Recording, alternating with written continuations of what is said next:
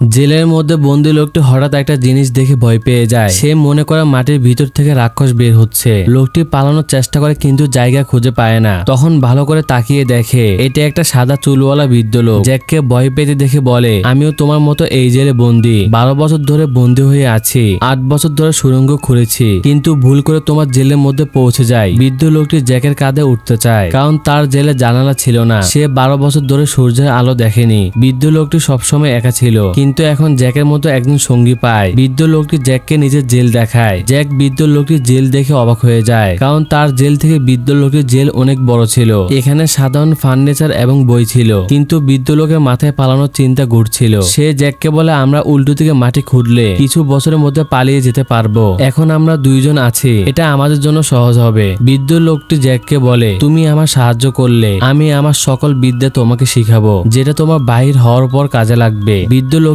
বারবার বলাতে জ্যাক রাজি হয়ে যায়। যখন তারা খোদাই করতে যাবে, তখন গার্ড আসার আওয়াজ শুনে জলদি করে জ্যাক নিজের জেলে চলে আসে। আসলে জেলের মধ্যে দিনে 2 বার দরজা খোলা হয়, একবার ময়লা ফেলতে, আরেকবার খাবার দিতে। এই 2টা সময় তারা নিজেদের জেলে থাকলে গার্ড তাদেরকে সন্দেহ করতে পারবে না। বাকি সময়গুলোতে তারা সুড়ঙ্গ খুঁজতে থাকবে। বৃদ্ধ লোকটির প্রতিবার কাজে লাগার আগে তার চুল কেটে ফেলে, আর এই চুল দিয়ে বৃদ্ধ লোকটি মোমবাতি বানিয়ে সুড়ঙ্গে প্রবেশ করে। কিছু সময় কাজ করার পর বৃদ্ধ লোকটি জ্যাককে বিদ্যা শিখাতে থাকে। মাঝে মধ্যে ইঁদুর ধরে ফ্রাই করে খেয়ে ফেলে। একদিন জ্যাক জানতে পারে বৃদ্ধ লোকটি মার্শাল আর্টও জানে। জ্যাক আবদার করে যেন তাকে শিখায়, কারণ সে জেল থেকে বের হয়ে তার দুশ্মনদের থেকে বদলা নিবে। বৃদ্ধ লোকটি রাজি হয়ে যায়, আর দৈনিক 1 ঘন্টা ট্রেনিং দিতে থাকে। জ্যাক তাড়াতাড়ি সবকিছু শিখে ফেলে। এখন সে বৃদ্ধ লোকটির থেকেও ভালো পারছিল। এভাবে 3 বছর চলে যায়। একদিন মাটি খোঁড়ার সময় গাছের শিকড় দেখতে পায়। এটার মানে হচ্ছে বাহিরের রাস্তা অল্প কিছু বাকি আছে, হয়তো কয়েক মাসের মধ্যে বাহিরে যেতে পারবে। জ্যাক খুশি হয়ে হাতুড়া আনতে যায়, তখন হঠাৎ করে উপর থেকে মাটি পড়তে থাকে।